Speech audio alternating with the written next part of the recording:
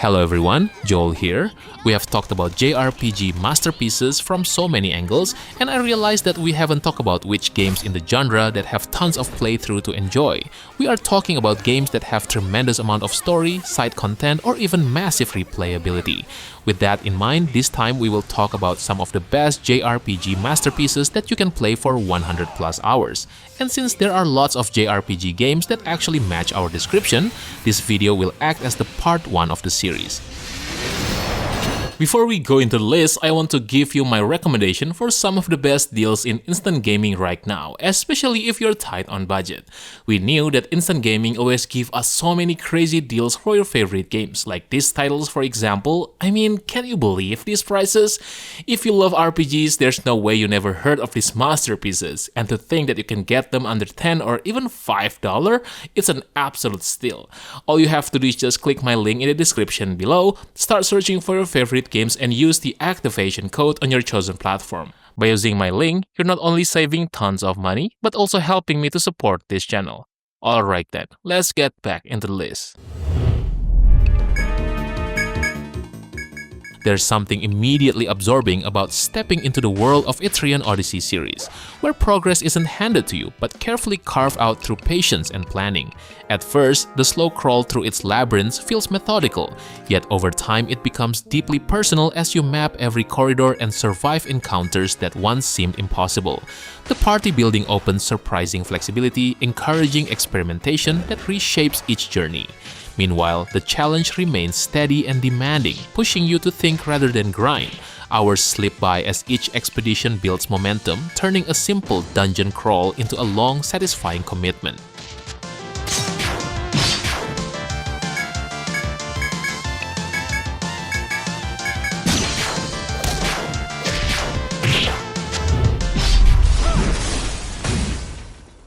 You don't walk into Code Vein expecting it to stand apart, yet it quickly shifts from imitation to the real deal as its systems open up. The early hours feel familiar, but the freedom of swapping blood codes reshapes how you approach every fight, turning experimentation into the real hook. Meanwhile, its anime-leaning story carries surprising weight, pulling you through twists that give purpose to the grind. Even if the world design lacks distinction, the combat variety and cooperative play keep things engaging. Over time, it becomes less about surviving and more about refining your style across a long, rewarding journey.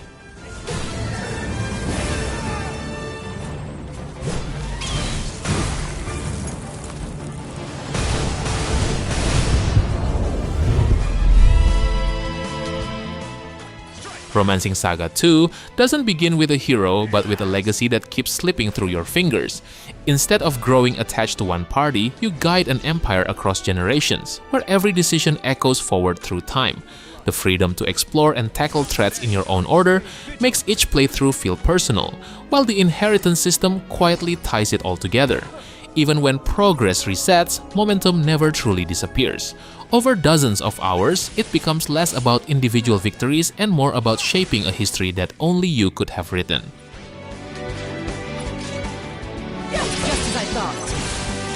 Not today. Splendid. Not today.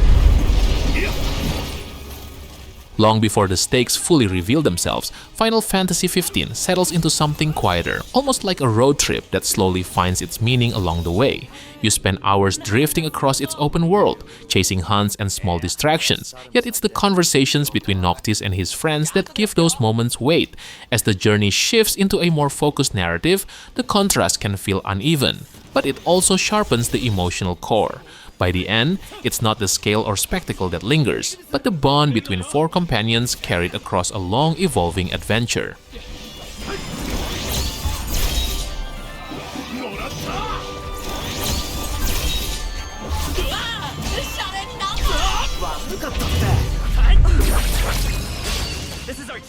You can tell almost immediately that metaphor ReFantazio is built with a clear sense of direction, wasting little time establishing its political conflict and the stakes behind it.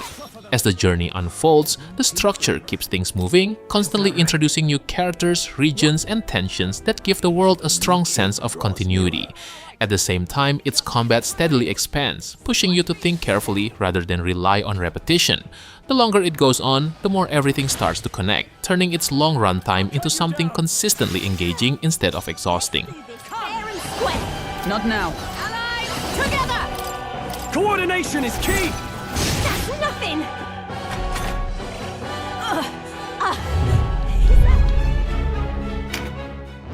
Tactics Ogre Reborn modernizes a classic tactical RPG while preserving the complex strategy and political storytelling that made the original memorable. The campaign follows Denam and his allies through a war shaped by shifting alliances, moral choices, and branching story routes that encourage multiple playthroughs. Battles unfold on detailed grid maps where terrain, positioning, and class abilities play a major role in victory. The revised progression system introduces a team-level cap while allowing flexible class switching and skill growth, encouraging experimentation with different builds. Fully voiced scenes, an updated interface, and an orchestrated soundtrack improve presentation, creating a polished strategy experience that still respects its classic design.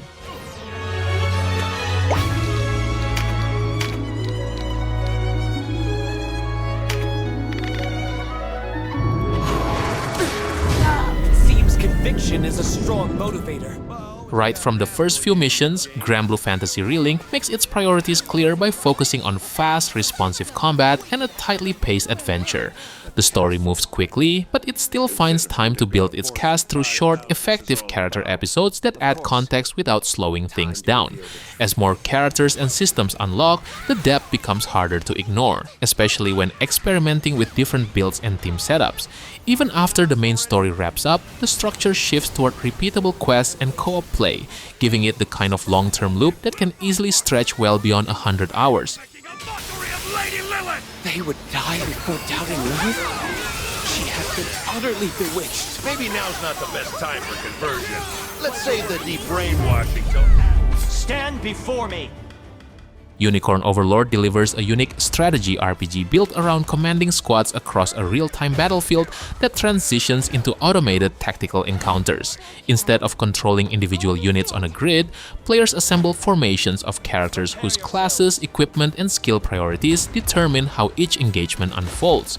This system creates deep strategic planning, with more than 70 classes allowing countless combinations and battlefield roles. The campaign follows Prince Alain leading a liberation army across a seamless overworld filled with quests, towns, and regional conflicts.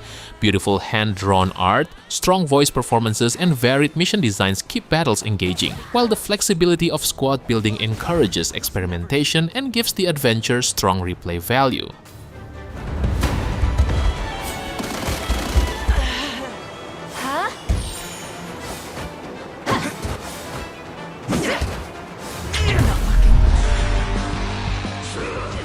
Instead of simply expanding the original, Shin Megami Tensei 5 Vengeance feels like a rework that gives players more control over how they experience its world. Right from the start, the choice between two story roads changes the structure, making it worth committing to more than one playthrough. As you move through its open zones, exploration becomes smoother thanks to added mobility and quality of life improvements, though it slightly reduces the tension the series is known for. Still, the combat remains as demanding as ever, and over time, building and refining your demon team becomes the real reason you stay invested for the long haul.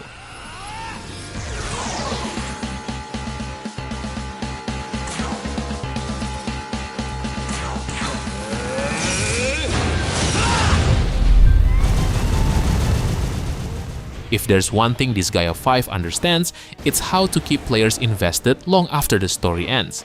The campaign sets up a familiar revenge tale, but it's the constant character interactions and humor that carry it forward. Once the systems fully open, the real appeal becomes clear, as every mechanic feeds into building stronger, more specialized units. From managing squads to diving into endless customization, progression never really stops. Even after dozens of hours, it still feels like you're just getting started, which is exactly why it can easily stretch into a 100-hour commitment.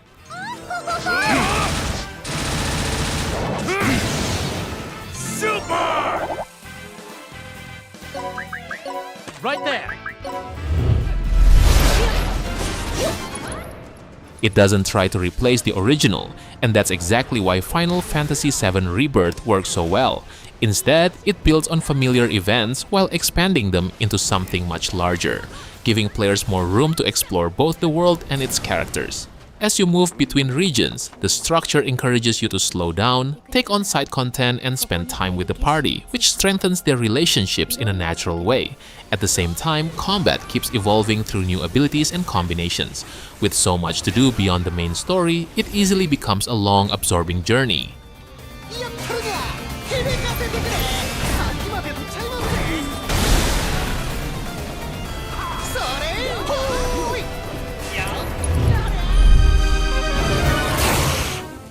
Dragon Quest XI's doesn't try to surprise you with radical ideas, and that's exactly why it works so well. From the moment the journey begins, everything feels purposeful, from its steady pacing to how naturally it introduces its systems. The story follows a familiar path, yet the strong character writing and consistent tone keep it engaging across a very long playtime. Meanwhile, combat stays rewarding thanks to its careful balance, encouraging smart party swaps and skill choices rather than relying on complexity. As the world expands, side activities, exploration, and character growth blend seamlessly, making it easy to lose track of time without it ever feeling exhausting.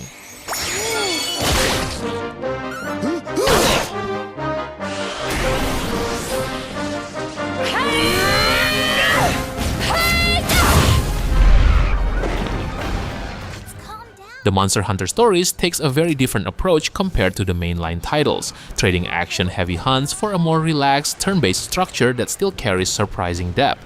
Instead of simply fighting monsters, you build bonds with them, hatch them, and shape your team in ways that feel personal over time. As the adventure unfolds, the simple rock-paper-scissors combat opens up through skills, genes, and strategy, making each battle more engaging than it first appears. Meanwhile, exploration, side quests, and constant team adjustments give the experience a steady rhythm, allowing it to stretch comfortably into long play sessions without losing momentum.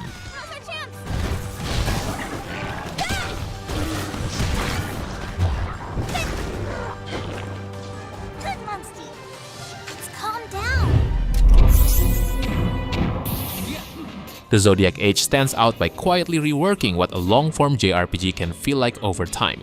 Instead of constant manual input, the Gambit system lets you shape how your party behaves, turning battles into something closer to strategy than reaction. At first, it may seem hands-off, yet as more options unlock, the depth becomes clear through careful planning and priority setting. Alongside that, the job system adds flexibility, encouraging experimentation with party roles as challenges evolve. While the main story can feel uneven, the cast carries the experience, and with exploration, hunts, and progression systems layered together, it easily sustains a long, rewarding playthrough.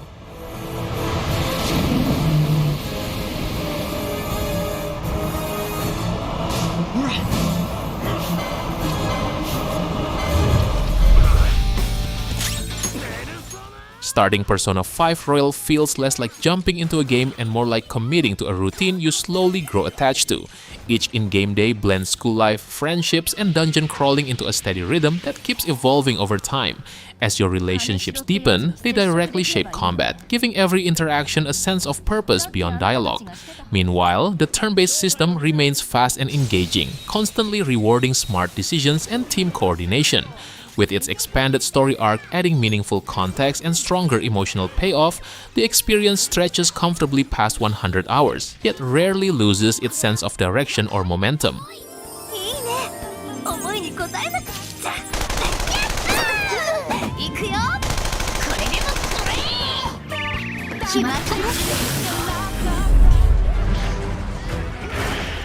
The Monster Hunter thrives on a simple loop that gradually becomes deeply engaging the longer you stay with it. At first, hunting monsters, gathering materials, and crafting gear feels straightforward, yet each new encounter demands better timing, positioning, and preparation. As you learn enemy patterns and refine your builds, every hunt starts to feel more deliberate and rewarding. Meanwhile, the variety of weapons, armor skills, and cooperative play adds constant room for improvement, keeping the experience fresh across dozens of hours. With high rank and endgame content pushing players further, it easily grows into a long-term commitment without ever feeling repetitive.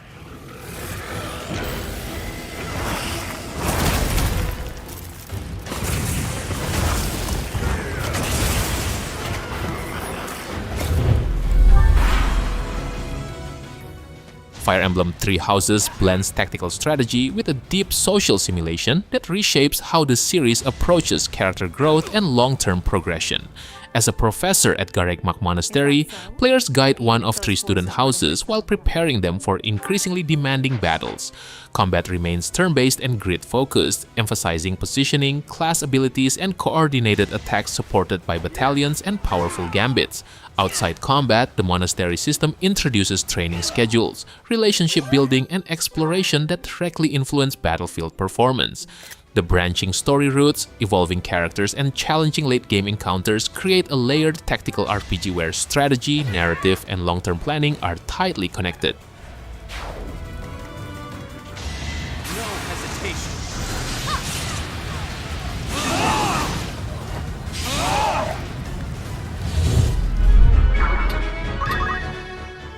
Final Fantasy Tactics is widely regarded as one of the greatest tactical RPGs ever created. Originally released for the PlayStation, it blends deep turn-based strategy with a complex political narrative set in the world of Ivalice. Its famous job system allows characters to switch between dozens of roles, such as Knight, Wizard, Monk, and Summoner, gradually combining abilities from different classes to create powerful builds. This flexibility, along with demanding tactical encounters, makes every battle feel like a carefully planned puzzle. Several versions of the game have been released over the years, and no matter which version that you're playing, they all provide enormous replayability and tactical depth. Let me see.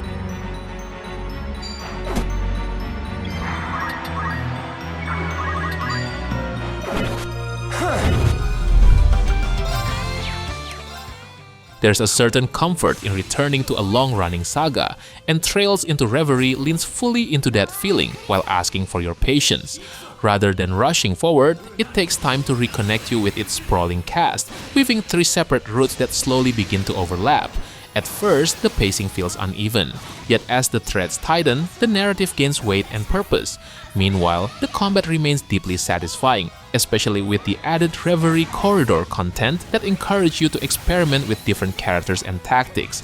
That being said, managing such a massive roster can feel overwhelming, but that same scale gives the journey a rare sense of payoff, making every reunion and resolution feel earned.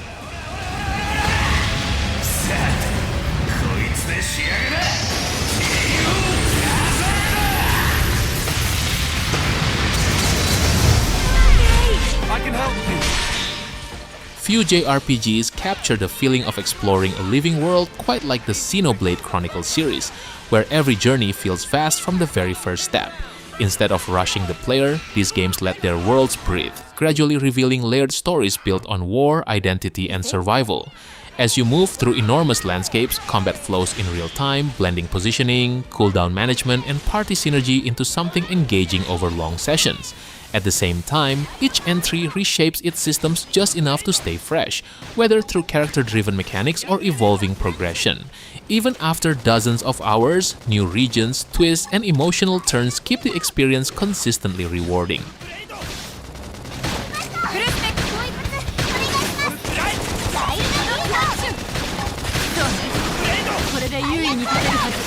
Alright boys, I think that's it for today. I know that there are other JRPGs that I haven't mentioned yet, so how about sharing your favorite JRPGs that probably deserve the spot in the comment section below.